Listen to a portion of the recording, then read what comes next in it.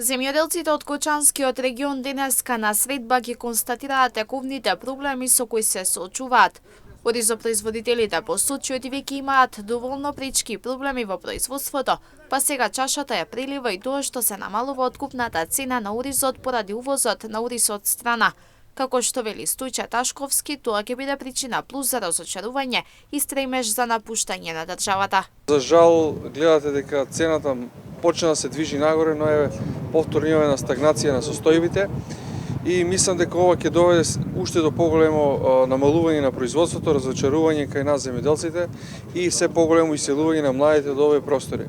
Во период кога имавме проблеми и болести кај оризот, кога имавме недостаток и ненавремено насејување на површините, најава за зголемување на водостопанство, сите оние тешкоти кои што ги минавме, еве сега ова е капак на се. Значи имаме увоз на ориз кој што тежок удар за нас и мислам дека ќе донесе се поголемо разочарување.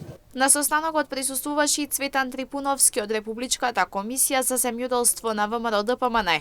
Тој посочи и трговецот и понатаму го јада лебот на земјоделецот, а во државата е влезен ориз од Индија, Пакистан, Италија, за кој како што вели тој не се знае дали е контролиран. Ова се случува затоа што до информациите кои што дојдовме од Царинската управа дека во Република Македонија изминативе 2 месеци се увезени преку 100 тони бел ориз.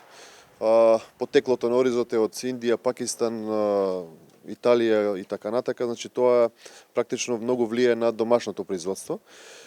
Се поставува прашањето како ориз влегува, дали е тој безбеден за македонските граѓани, дали некој го контролира, затоа што да знае, ако земете предвид дека тој ориз застигне од Индија до Македонија по некоја рентабилна цена за откупните компании, нешто тука е сомнително.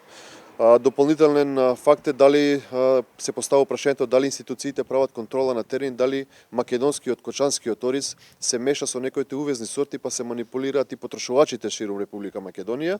Заклучокот од средбата е конкретна состојба на оризопроизводството и генерално земјоделството во овој регион, а ќе се разгледува дали има услови за одржување генерален штрајк.